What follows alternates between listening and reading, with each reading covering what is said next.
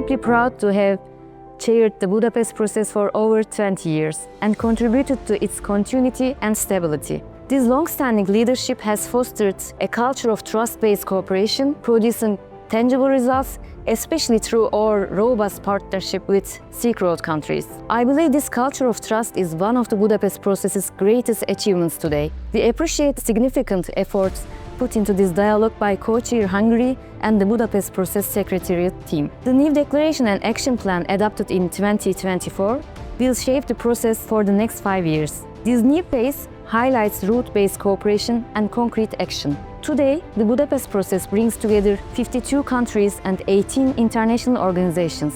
Thematic working groups, launched in 2022, have helped create the regular and open dialogue between Southwest Asia and Europe. Thanks to these platforms, countries now do more than just share views. They learn from each other, identify common needs, work together, and build solidarity. We see clearly that these efforts strengthen shared understanding on the ground. The participants adopted the Ministerial Conference and the Call for Action 2025-2030, and now we're looking forward to its implementation. These documents provide a very clear roadmap for the upcoming 5 years. Hungary, as the co-chair of the Budapest process, stands ready to facilitate and co-lead the operationalization of the actions in said documents, together with Chair Türkiye and the member states of the Budapest process in cooperation with the relevant actors. Hungary is committed to sustain the momentum, keeping the dialogue inclusive and practical. Sweden is funding cooperation with Iraq, and I think this aligns very well with the call for action that has been put out as a follow-up to the ministerial declaration. And I think in this sense, the Budapest process again provides a useful platform also to meet with Iraq and other partners. I think also this goes to show that partnership is of the essence, and this is what we strive for. The 3 thematic working groups play a very important role in operationalizing the objectives laid out in the Action Plan 2025-2030.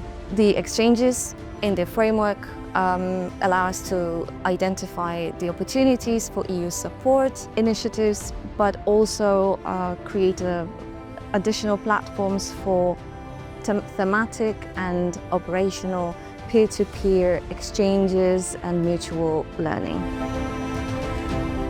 فرصة عظيمة يوفرها ICMPD والأمانة العامة لحوارات بودابست. عملياً نحن نتحدث عن أكبر خارطة شراكة دولية في ظروف معقدة يعيشها العالم للسيطرة على موضوعات الهجرة والعودة الآمنة من خلال تخطيط استراتيجي لاعتماد منصة تواصل لكل الشركاء تضمن وجود تفصيل حقيقي ودقيق لخارطة الهجرة، حركة الهجرة، خارطة التحديات، خارطة الجهوزية، خارطة التشريعات الوطنية والدولية، خارطة التدريب، خارطة العملية الاستجابة.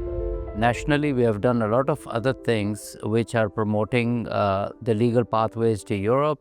ICMPD has established 3 migration resource centers, which are in Lahore, Peshawar and Islamabad, and they're doing a great job in providing the counseling to the workers who are going to Europe. Now ICMPD is planning for the 4th Migration Resource Center, which is going to be established in Karachi, and I think it will completely, the entire country will be covered by that. It's a great, step. And apart from that, I think the skill matching is one of the key challenges when it comes to Pakistan and legal pathways for them to go abroad. And the skill matching is done remarkably now with the help of the National Vocational Technical Commission. Bangladesh welcomes the adoption of the call for action taken by the Budapest process and remains committed to transform the priorities into measurable actions. We already have introduced our national referral mechanism to identify and support victims. We have already introduced our return and reintegration policies in line with national and international priorities. All these initiatives are taken to transform the call for action into our national priorities. Migration dialogues are an important bridge between the theory and the practice. And this is very topics, in the topic of border management, in the topic of prevention of irregular migration, in the topic of return and reintegration, and the list could be much longer. Looking ahead, we must continue providing such a platform for dialogue for the different countries, for the different governments that we work with, in order to set the base, to pave the way for new, innovative actions that respond to the changing, evolving needs of migrant trends and evolving needs of our beneficiaries, of our governments that are the frontliners in this response. So we need to deepen, we need to strengthen, we need to make sure the dialogue is even more up to the challenge, but also the opportunities that migration presents.